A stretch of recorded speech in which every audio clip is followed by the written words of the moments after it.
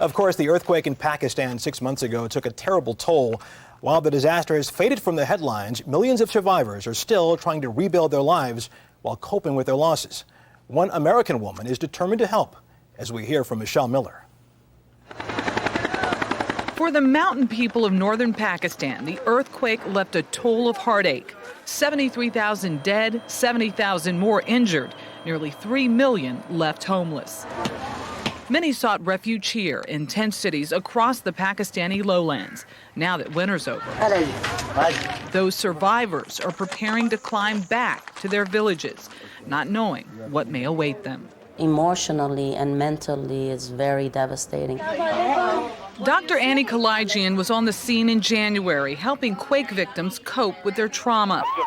Despite warnings from the State Department to avoid Pakistan because of terrorist threats, the Fordham University psychology professor, who runs a nonprofit international trauma association, is returning next month and taking along American volunteers to help counsel those she helped before. Some were suicidal, some were catatonic, couldn't move. I have not seen any devastations as severe, as devastating as the earthquake in Pakistan of October 8th.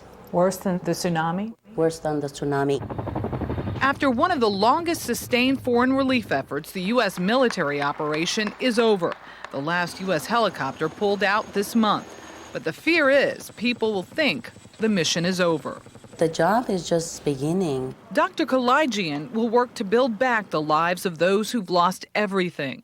If they can breathe, they can do something to empower themselves. If they have their health, then that's something yet additional that they can be grateful about. So we build them from step by step. But local culture is hard to change. One man refused treatment for his wife who broke her leg. So they had to leave her there. The husband would say, we need her, she has to cook. But that's only half of Dr. Kalayjian's battle. Finding American volunteers has been difficult.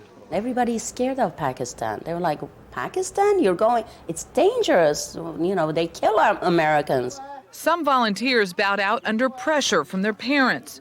Those who remain are inspired by the mission. The goal is more important to them. So helping people. Despite the danger? Despite the dangers. Dangers that may grow more daunting by the day. Michelle Miller, CBS News, New York.